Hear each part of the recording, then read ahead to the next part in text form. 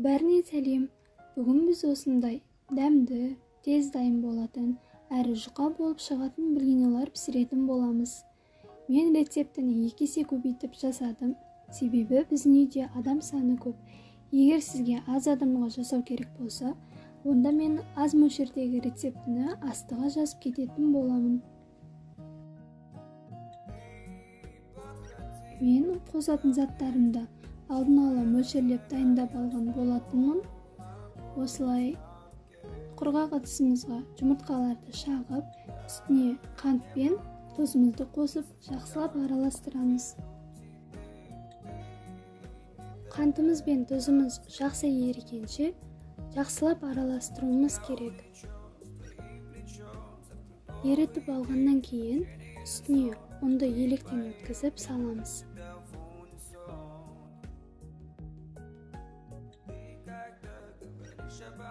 Және айта кететін бір жайт, ұнымыздың барлығын бірден салып араластырып жібермейміз. Тек 4-тен 1-ін салып, ортасында іртіктер болмайтындай жақсылап араластыруымыз керек. Араластырып болғаннан кейін үстіне сүтіміздің 4-тен 1 бөлігін ғана құйып, тағы да жақсылап араластырамыз. Дәл осы видеодағыдай ұн мен сүтті кезекпен қоса отырып, жақсылап араластырып бір масса шығарып аламыз. Қосатын сүтіміздің жылы болуын ескеруіміз керек. Осындай бір массаны шығарып алғаннан кейін, оның үстіне қайнаған ыстық суымыздың 4-тен 1 бөлігін құйып, тағы да араластырамыз. Осы кезде қайнаған судың барлығын құймай, тура жаңағыдай 4-тен 1 бөлігін аздап құйып отырып, араластырып аламыз. Ең соңында сұйық майымызды қосып, майымыз массаның ішіне сіңіп кетуі үшін жақсылап араластыруымыз керек.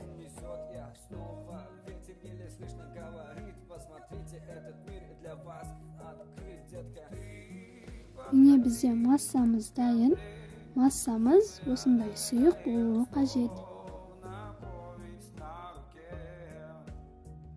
Енді орташа отта табамызды жақсылап қыздырып, массамызды құйып, блиниларымызды пісіріп ала береміз. Табымызды майламай қойсақ та болады, себебі жаңа массамызға сұйық май қосқан болатынбыз. Және осылай әр піскен блиннің арасына сары майымызды жағып қоятын болсақ, блиниларымыз жабыспайды, әрі дәмі кіреді. Біздің блиниларымыз дайын. Сіздерге видео және рецепт ұнаған болса, онда видеома лайк басып, комментарий жазып кетіңіздер. Барлықтарыңызға рахмет.